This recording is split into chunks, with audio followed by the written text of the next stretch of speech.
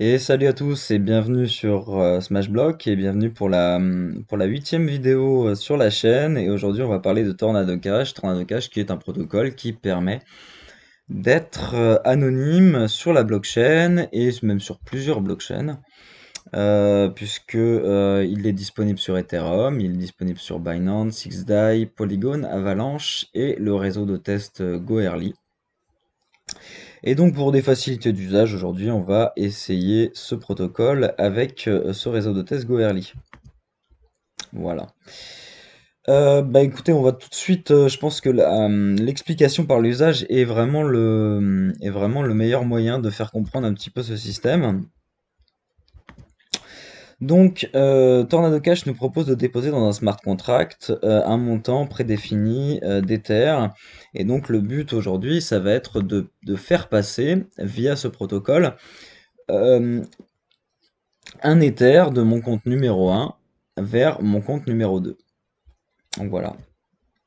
Alors on va faire une petite parenthèse maintenant. Pourquoi effectivement Tornado Cash propose des montants préétablis d'Ether à déposer? Et bien finalement c'est pour garantir l'anonymité parce que si vous avez 1,377 Ether sur votre compte 1, que vous le déposez sur Tornado Cash et que vous le récupérez avec le compte 2 et que ça donc vous allez récupérer finalement 1,377 Ether avec le compte 2, eh bien il y aura sûrement que vous en quelques jours ou en quelques centaines de transactions qui aura déposé et retiré 1,377 Ether.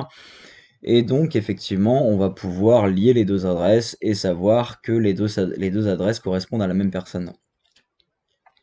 Donc avoir des montants prédéfinis finalement d'Ether, eh bien ça permet de noyer cette transaction dans la masse de transactions qui va se faire avec exactement le même montant.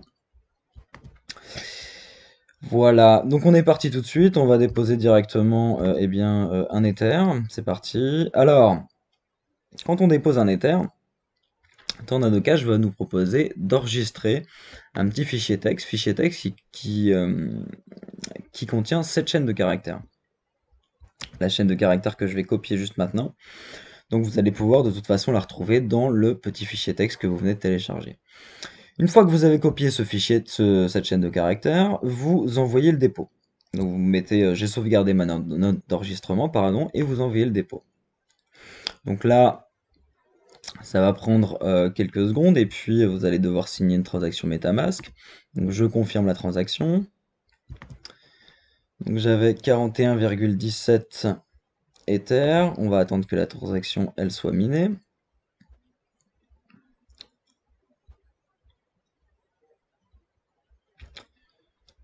Voilà, elle est confirmée.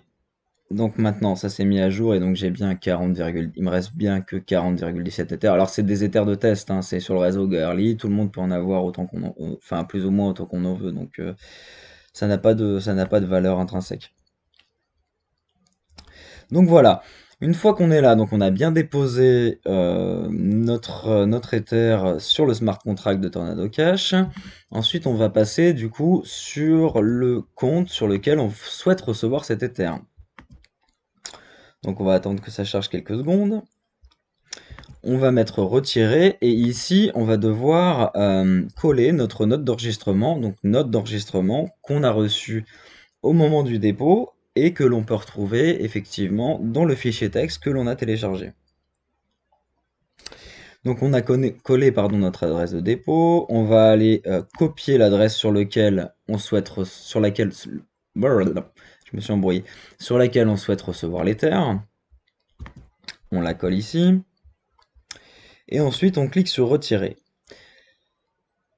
Quand on a cliqué sur retirer, eh bien Tornado Cash va nous créer une preuve à divulgation nulle de connaissances qui s'appelle ZK-SNARK. Aujourd'hui, on ne va pas rentrer dans les détails de ce qu'est un ZK-SNARK, puisqu'il y aurait beaucoup trop de choses à dire et qu'on va perdre tout le monde, mais je referai peut-être une vidéo sur le sujet si ça vous intéresse. En tout cas, l'objectif de la création de cette preuve, c'est de ne pas pouvoir faire le lien entre l'adresse d'envoyeur et l'adresse qui est envoyée, pardon, et l'adresse qui a reçu le montant en Ether ou dans toute autre crypto-monnaie que vous souhaitez transférer. Donc ma preuve vient d'être générée. je peux donc confirmer mon retrait. Donc là, pareil, il va falloir attendre un petit peu. Donc là, c'est en train d'être retiré. On voit ici que, eh bien, on va devoir attendre finalement quelques instants que la transaction soit bien confirmée. Elle a été minée et voilà, mon compte, eh bien, mon solde vient de passer de 33 et des poussières à 34 et des poussières. Très bien. Donc, on a montré un petit peu par l'exemple comment, eh bien, finalement pouvoir transférer un Ether d'une wallet à une autre. Maintenant, il y a quand même quelques précautions d'usage et je me suis fait un petit bloc-notes pour ne pas finalement oublier les précautions d'usage à prendre. Puisque l'on voit que, eh bien, si enfin, là, en fait, ce que j'ai fait, c'est que j'ai envoyé finalement de mon compte 1 vers mon compte 2. Mais en fait, ces deux adresses, elles ont déjà interagi de nombreuses fois, puisque je les ai utilisées à de nombreuses reprises sur le réseau Goerli pour faire plein de tests, etc., m'envoyer de l'argent d'un compte à un autre, sans passer par Tornado Cash. Donc on sait déjà plus ou moins que, à minima, que les deux adresses ont interagi et bon, on peut aussi comprendre que c'est la même personne qui utilise ces deux comptes. Donc là, c'est pas bon. C'est pas bon pourquoi? Parce que finalement, il faut utiliser une adresse pour retirer l'argent avec laquelle, enfin, qui n'a finalement jamais interagi avec le compte numéro 1. Donc là, c'était pour l'exemple, mais en tout cas, c'est une précaution d'usage à prendre. Utiliser des adresses qui n'ont jamais interagi entre elles. Donc deuxième point, si vous avez un montant de 1,2 Ether que vous voulez faire passer de A à B, eh bien finalement, c'est peut-être pas la meilleure des solutions puisque si vous avez que 1,2 Ether sur l'adresse A et que quelques heures après, vous avez 0 sur l'adresse A mais 1,2 Ether sur l'adresse B, eh bien finalement, on va pouvoir savoir que l'adresse A et l'adresse B, bah, c'est vous, puisque il va pas y avoir 50 wallets qui ont utilisé exactement ce même montant d'Ether. Donc faire attention un petit peu au niveau des montants que l'on souhaite transférer d'une adresse A à une adresse B. Donc ça, c'est la deuxième chose. La troisième chose, c'est attendre.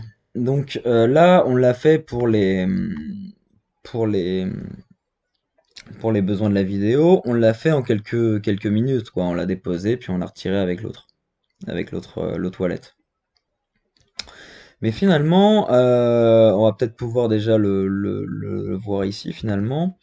Si on est sur 0,1 Ether, eh bien, on voit qu'il y a eu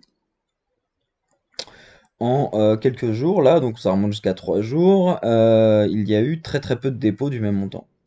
Donc il y en a eu il y a 3 jours, il y en a eu il y a 2 jours, il y en a eu à quelques heures, mais finalement, au niveau, si on dépose et qu'on retire dans la minute, on va savoir que c'est nous, puisqu'on va pas pouvoir être noyé dans la masse finalement de transactions qui a été faite. On va aller sur un exemple plus concret, on va aller sur Polygon. Donc je vais switcher, je vais changer de network. On va attendre un peu que ça charge. Voilà. Donc là, on voit qu'il y a déjà un peu plus de transactions. On voit enfin, il y a eu des dépôts qui ont été faits pour 100 Matic. Ici, on voit un petit peu au niveau du nombre. Donc là, il y en a peut-être un peu moins. Là, peut-être un... Oh, c'est à peu près pareil. Donc finalement, il y a eu des dépôts de 100 Matic dans Tornado Cash il y a 10 heures, il y a 9 heures, beaucoup il y a 5 heures, beaucoup il y a 3 heures, etc., etc. Donc l'intérêt, eh bien, ça va être d'attendre peut-être quelques heures, voire quelques jours, pour qu'on soit un petit peu noyé dans cette masse de transactions qui ont tous le même montant de 100 Matic. Puisque comme je vous disais, eh bien, si l'on fait des transactions de 100 Matic et il y a que nous qui faisons une transaction à 17h03 et qui le retire à 17h04, eh bien, on va savoir que, eh bien, finalement, ce sont les deux mêmes adresses qui appartiennent à la même personne. Donc ça, c'était une autre précaution pardon, d'usage à prendre. Et puis, j'ai noté effectivement un peu de parano, ça fait finalement jamais de mal. Donc utiliser alors soit Tor, que vous pouvez télécharger, relativement facilement sur internet, et vous pouvez installer MetaMask et là finalement, votre adresse IP sera masquée, puisque vous allez passer par le réseau Tor pour ça. Et finalement, pour télécharger MetaMask sur Tor, sur le browser Tor, eh bien, Tor, c'est une sorte de surcouche. En tout cas, ça utilise directement Firefox. Et donc, vous allez pouvoir télécharger MetaMask pour Firefox pour l'installer sur Tor. Donc ça, c'est la première solution. Et la deuxième solution, eh bien, finalement, c'est d'utiliser un VPN. Donc, tout simplement parce que finalement, avec votre adresse IP, on peut remonter les transactions. Alors là, c'est vraiment pour ceux qui sont un petit peu parano, mais bon, c'est relativement simple de le faire. Un petit freemium, un petit VPN, un freemium qu'on utilise vraiment que de temps en temps pour quelques transactions, ça coûte rien, c'est facilement trouvable sur Internet. Donc voilà. Si par exemple, si par exemple j'utilisais pas de VPN en ce moment, eh bien on me dirait que je suis dans tel patelin en France, donc on saurait exactement où je suis. Donc toujours une petite sécurité supplémentaire qui est intéressant. Et puis quand on sait que, eh bien effectivement, Chrome piste tout ce qu'on fait, eh bien ça peut être intéressant de rajouter ce petit bonus supplémentaire, quoi. Donc voilà, et ben écoutez, je pense que j'ai à peu près fait le tour, hein. Vous avez les réseaux sociaux, vous pouvez retrouver Tornado Cash. Je l'ai essayé à plusieurs reprises, ça fonctionne bien. Donc à vous de voir et à vous de trouver les usages pardon, que vous en ferez.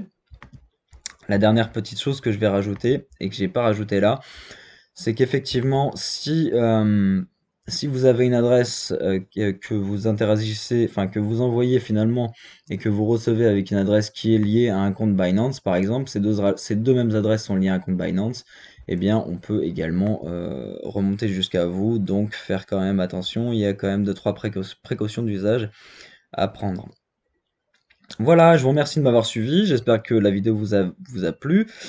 Un petit pouce bleu, un petit plus, un commentaire pour le référencement, ça sera super. Et puis, bah, je vous dis à bientôt.